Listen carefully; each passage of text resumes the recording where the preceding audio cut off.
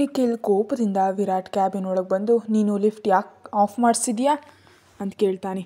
ಯಾಕಂದರೆ ನೀನು ಸಮಯಕ್ಕೆ ಇಲ್ಲಿಗೆ ಬರಬಾರ್ದು ಅಂತ ಹೊರಗೆ ನೋಡ್ತಾ ಹೇಳ್ತಾನೆ ವಿರಾಟ್. ಇಷ್ಟು ದಾರುಣವಾಗಿ ಅವನನ್ನು ಹೊಡಿಬಾರ್ದಿತ್ತು. ಅವನಿಂದಾಗಿ ನನ್ನ ಚಂದನ ಮತ್ತು ನಮ್ಮ ಬೇಬಿ ಪ್ರಾಬ್ಲಮ್ ಫೇಸ್ ಮಾಡಿದ್ದಾರೆ ಅಂದಮೇಲೆ ನೀನು ಹೇಳ್ತಿದ್ಯಾ ನಾನು ಅವನ್ನ ಬಿಟ್ಟುಬಿಡಬೇಕು ಅಂತ ಕೋಪದಿಂದ ನಿಖಿಲ್ ಕಡೆ ನೋಡ್ತಾ ಹೇಳ್ತಾನೆ. ನೀನು ನಿನ್ನ ಬೇಬಿಯನ್ನು ಅಕ್ಸೆಪ್ಟ್ ಮಾಡಿದೀಯಾ ಅಂತ ನಿಖಿಲ್ ಕೇಳಿದ ಪ್ರಶ್ನೆಗೆ ಅವನ ಕಡೆ ನೋಡ್ತಾನೆ. ಹೌದು, ನನಗೆ ನನ್ನ ಬೇಬಿ ಬೇಕು. ನನ್ನ ಬೇಬಿ ಮೇಲೆ ಪ್ರೀತಿಯೂ ಇದೆ, ಆದರೆ ಅದು ಚಂದನಾಳಿಗಿಂತ ಹೆಚ್ಚಲ್ಲ ಅಂತ ವಿರಾಟ್ ಹೇಳಿದ ತಕ್ಷಣ ನಿಖಿಲ್ ಗಟ್ಟಿಯಾಗಿ ಮುಷ್ಟಿ ಬಿಗಿತಾನೆ. ನಾನೇನು ಮಾಡಲಿ, ನಿನ್ನ ಲೈಫ್ನಲ್ಲಿ ಚಂದನಾಳ ನಂತರವೇ ಯಾರಾದರೂ, ಕೊನೆಗೆ ಆ ಮಗು ಕೂಡ. ಆದರೆ ಆ ಮಗು ತುಂಬ ಅಮಾಯಕ, ನಿಮ್ಮಿಬ್ಬರ ಪ್ರೀತಿಯ ಕುರುಹು. ಈಗ ನಾನೇನು ಮಾಡಲಿ? ಈಗ ಕಾಂಪ್ಲಿಕೇಶನ್ಸ್ ಇವೆ ಅಂತ ನಿನಗೆ ತಿಳಿದ್ರೆ ಮಗುನ ಅಬಾರ್ಟ್ ಮಾಡೋದಕ್ಕೆ ನೀನು ಹೇಳ್ತೀಯಾ? ಯಾಕಂದರೆ ನಿನಗೆ ಮಗುವಿಗಿಂತಲೂ ಚಂದನಾಳೆ ಮುಖ್ಯ. ಆದರೆ ಆ ಮಗು ಈಗ ಹೇಗೆ, ನಾನೇನು ಮಾಡಲಿ ಅಂತ ಮನಸ್ಸಲ್ಲಿ ಅಂದ್ಕೊಳ್ತಾನೆ ನಿಖಿಲ್. ಏನಾಯಿತು, ಯಾಕೆ ಮೌನವಾಗಿದೆಯಾ? ಏನೂ ಇಲ್ಲ, ಚಂದನ ನಿನ್ನನ್ನು ಕರೀತಿದ್ದಾಳೆ. ಓಕೆ, ನಾನು ಹೋಗ್ತಿದ್ದೀನಿ ಅಂತ ವಿರಾಟ್ ಅಲ್ಲಿಂದ ಹೋಗ್ತಾನೆ. ವಿರಾಟ್ ಹಾಸ್ಪಿಟಲ್ಗೆ ಹೋಗಿ ಚಂದನ ಇರೋ ವಾರ್ಡ್ ಒಳಗೆ ಹೋಗ್ತಾನೆ. ಚಂದನ ಶ್ರುತಿ ಜೊತೆ ಫೋನ್ನಲ್ಲಿ ಚಾಟ್ ಮಾಡ್ತಿರ್ತಾಳೆ. ಡೋರ್ ಓಪನ್ ಆದರೂ ಅತ್ತ ಕಡೆ ನೋಡೋದಿಲ್ಲ. ಆದರೆ ಅವಳಿಗೆ ಗೊತ್ತು ವಿರಾಟ್ ಅಂತ. ಸ್ವೀಟಾರ್ಟ್ ಅಂತ ವಿರಾಟ್ ಕರೆದ್ರು ಅವಳು ಏನೂ ರಿಯಾಕ್ಟ್ ಮಾಡೋದಿಲ್ಲ. ಸ್ವಲ್ಪ ಹೊತ್ತಿನವರೆಗೆ ಅವಳ ಕಡೆ ಹಾಗೆ ನೋಡ್ತಾನೆ. ಆ ನಂತರ ಅವಳ ಕೈಯಿಂದ ಫೋನ್ ಕಸಿದುಕೊಂಡ ತಕ್ಷಣ ಕೋಪದಿಂದ ಅವನ ಕಡೆ ನೋಡ್ತಾಳೆ Chandana. How dare you to ignore me? ನಾನು ಇಗ್ನೋರ್ ಮಾಡಿದ್ರೆ ನಿಮಗೇನಾದರೂ ವ್ಯತ್ಯಾಸ ಆಗುತ್ತಾ? ಇದೇನು ಪ್ರಶ್ನೆಗೆ ಉತ್ತರ ಕೊಡಿ. ಉತ್ತರ ಕೊಡೋ ಅಗತ್ಯ ನನಗಿಲ್ಲ ಅಂತ ಅವಳ ಪಕ್ಕ ಕೂತ್ಕೊಳ್ತಾನೆ ವಿರಾಟ್. ನೀವು ಉತ್ತರ ಕೊಡಬೇಡಿ, ನಾನು ಕಾಲ್ ಮಾಡಿದರೆ ನನ್ನ ಕಾಲ್ ಇಗ್ನೋರ್ ಮಾಡಿ, ಓಕೆನಾ ಅಂತ ಚಂದನ ಅಂದ ತಕ್ಷಣ ತನ್ನ ಪಾಕೆಟ್ನಿಂದ ಫೋನ್ ತೆಗೆದು ಚೆಕ್ ಮಾಡ್ತಾನೆ ವಿರಾಟ್. ಅದರಲ್ಲಿ ಚಂದನಾಳ ಮಿಸ್ಡ್ ಕಾಲ್ಸ್ ಇರೋದನ್ನು ಕಂಡು, ಸ್ವೀಟಾರ್ಟ್, ನಾನು ಡ್ರೈವ್ ಮಾಡ್ತಿದ್ದೆ, ಅದಕ್ಕೆ ಆನ್ಸರ್ ಮಾಡೋದಕ್ಕಾಗಲಿಲ್ಲ. ಆದರೂ ಏನು ಮಾತಾಡದೆ ಮೂತಿ ಊದಿಸ್ಕೊಂಡು ಕೂತ್ಕೊಳ್ತಾಳೆ ಚಂದನ. ನನ್ನ ಮೇಲೆ ಕೋಪ ಬಂದಿದೆಯಾ sweetheart? No, but I miss you ಅಂತ ಅವನನ್ನು ಅಪ್ಕೊಳ್ತಾಳೆ ಚಂದನ. ನಾನು ಕೇವಲ 2 ಗಂಟೆಗಳ ಹಿಂದೆ ಅಷ್ಟೇ ಇಲ್ಲಿಂದ ಹೋಗಿದ್ದೆ, ಅಷ್ಟರಲ್ಲೇ ಇಷ್ಟೊಂದು ಮಿಸ್ ಮಾಡ್ಕೊಳ್ತಿದ್ಯಾ?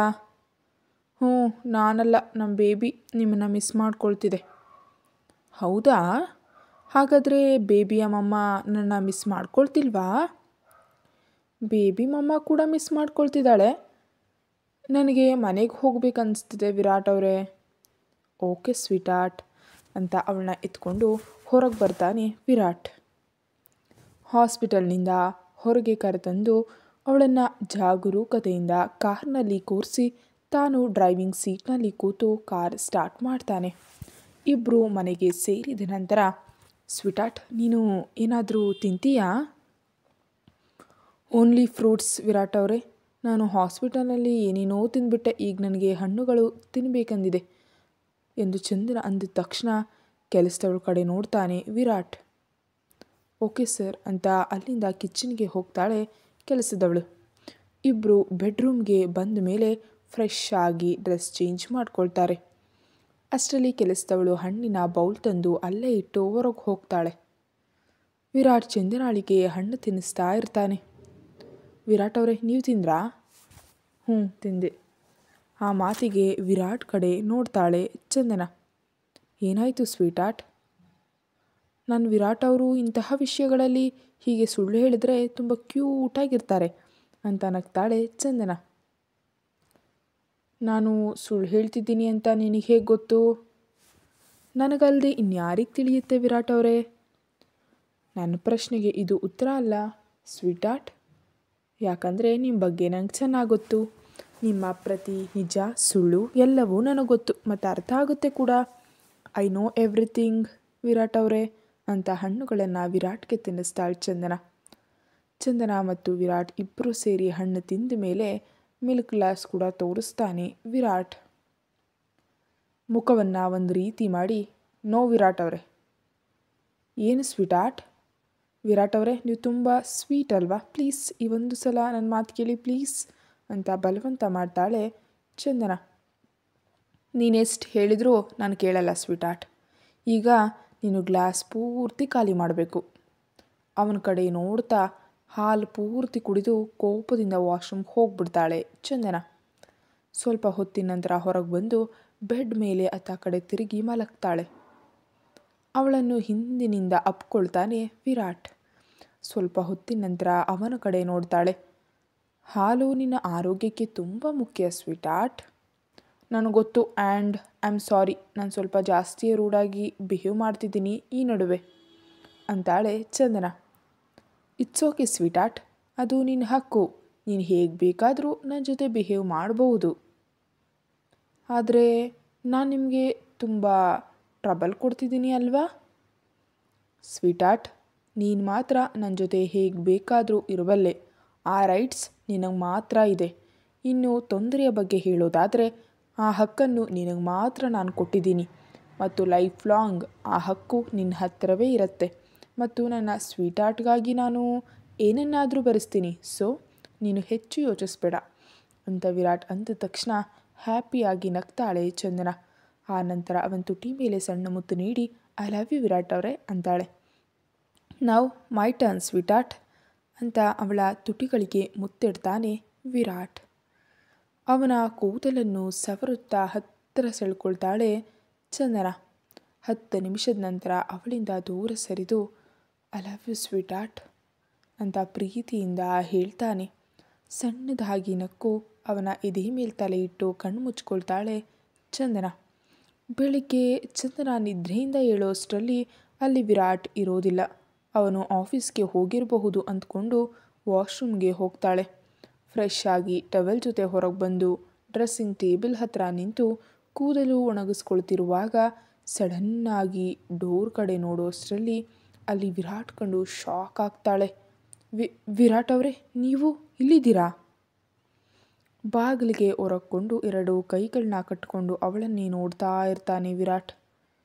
ನೀವು ಆಫೀಸ್ಗೆ ಹೋಗಲಿಲ್ವಾ ವಿರಾಟ್ ಅವರೇ? ಈಗ ಸಮಯ ಎಷ್ಟು ಅಂತ ಗೊತ್ತಾ ಸ್ವೀಟಾರ್ಟ್ ಅಂತ ವಿರಾಟ್ ಕೇಳಿದ ತಕ್ಷಣ ಸಮಯ ನೋಡ್ತಾಳೆ ಚಂದನ. ಅದಾಗಲೇ ಬೆಳಿಗ್ಗೆ 7 ಆಗಿರೋದ್ರಿಂದ ತಲೆ ಚೆಚ್ಕೊಂಡು ನಿಜವಾಗಿಯೂ ನಾನು ನೋಡಿಲ್ಲ ಅಂತ ಎದುರು ನೋಡೋ ಅಷ್ಟರಲ್ಲಿ ಅವಳಿಗೆ ತುಂಬ ಹತ್ತಿರ ಬಂದಿರ್ತಾನೆ ವಿರಾಟ್. ಅವನಷ್ಟು ಹತ್ತಿರ ಇರೋದ್ರಿಂದ ತನ್ನ ಹೆಜ್ಜೆಗಳನ್ನು ಹಿಂದಕ್ಕೆ ಹಾಕ್ತಾಳೆ ಚಂದನ. ಅವಳ ಸೊಂಟ ಹಿಡಿದು ಹತ್ತಿರಕ್ಕೆಳೆದು ಅವಳ ಮುಖದ ಮೇಲಿದ್ದ ಕೂದಲನ್ನು ಕಿವಿ ಹಿಂದೆ ಸರಿಸಿ, ನೀನು ಹೀಗೆ ಹೊರಗೆ ಯಾಕೆ ಬಂದೆ ಸ್ವೀಟಾರ್ಟ್? ಹೀಗೆ ನಾನು ಕಣ್ಣೆದುರು ಇರ್ತಾ ನನಗೆ ಎಷ್ಟು ನೋವು ಕೊಡ್ತಿದೆಯಾ ಗೊತ್ತಾ ಅಂತ ಅವಳ ಕಾಲರ್ ಬೋನ್ ಮತ್ತು ಕುತ್ತಿಗೆ ಮೇಲೆ ಮುತ್ತಿಡ್ತಾನೆ ವಿರಾಟ್. ಅವನ ಭುಜದ ಮೇಲೆ ಕೈಯಿಟ್ಟು ವಿರಾಟ್ ಅವರೇ, ನೀವು ಏನು ಮಾಡ್ತಿದ್ದೀರಿ? ಅವಳ ಕುತ್ತಿಗೆಯ ಮೇಲೆ ಸಣ್ಣದಾಗಿ ಕಚ್ಚುತ್ತಾ how badly I want you ಸ್ವೀಟಾರ್ಟ್.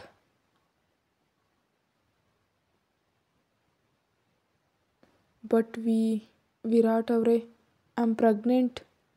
I know sweetheart, don't worry, ಏನೂ ಮಾಡಲ್ಲ ಅಂತ ಅವಳ ಕೆನ್ನೆ ಮೇಲೆ ಮುತ್ತಿಟ್ಟು ದೂರ ಸರಿದು ಅವಳ ಕಡೆ ನೋಡ್ತಾನೆ. ಅಷ್ಟರಲ್ಲೇ ಅವಳ ಕೆನ್ನೆಗಳು ಕೆಂಪಾಗಿ ಗಟ್ಟಿಯಾಗಿ ಉಸಿರಾಡ್ತಾ ಇರ್ತಾಳೆ. ಅವಳ ಕಡೆ ನಗ್ತಾ ಹಾಗೆ ನೋಡ್ತಿರ್ತಾನೆ ವಿರಾಟ್.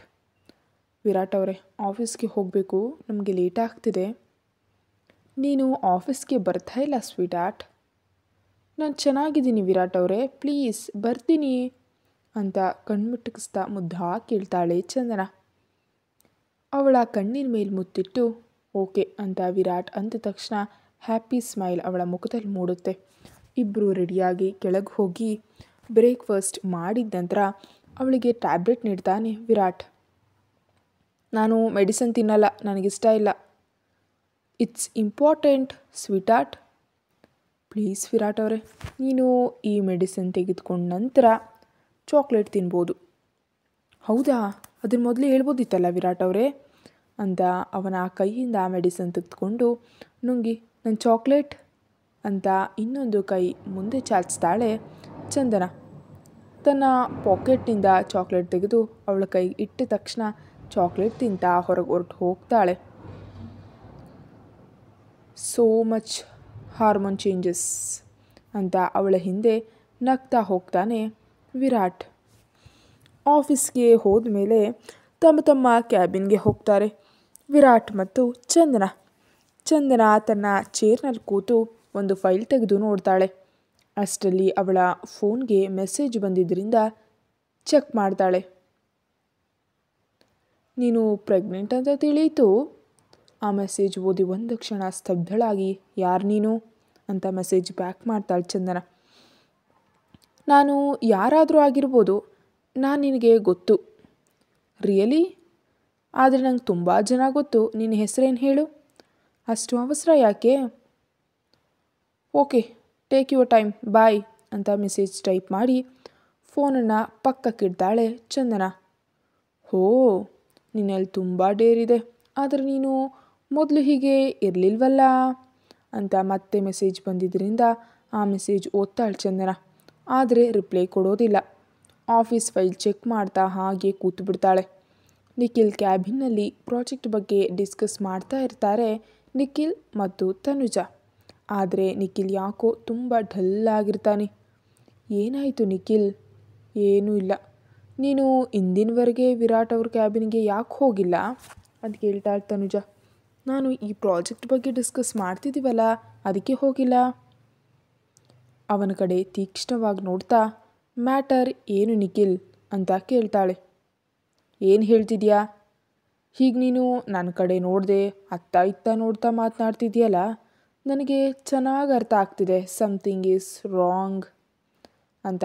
ಯಾಕಂದರೆ ಏನೇ ಆದರೂ ನೀನು ಎಷ್ಟೇ ಕೆಲಸದಲ್ಲಿದ್ದರೂ ವಿರಾಟ್ ಅವ್ರ ಆಫೀಸಿಗೆ ಬಂದ ತಕ್ಷಣ ನೀನು ನಿನ್ನ ಕೆಲಸ ಎಲ್ಲ ಬಿಟ್ಟು ಅವ್ರ ಹತ್ರ ಹೋಗ್ತೀಯ. ಆದರೆ ನೀನಿಂದು ಹೋಗಿಲ್ಲ, ವಿರಾಟ್ ಅವ್ರನ್ನ ಇಗ್ನೋರ್ ಮಾಡ್ತಿದ್ಯಾ. ಸೊ ಈಗ ನನ್ನ ಹತ್ರ ಹೇಳೋ ವಿಷಯ ಏನು? ಜಸ್ಟ್ ವರ್ಕ್ ಪ್ರೆಷರ್ ತನು, ಇನ್ನೇನಿಲ್ಲ.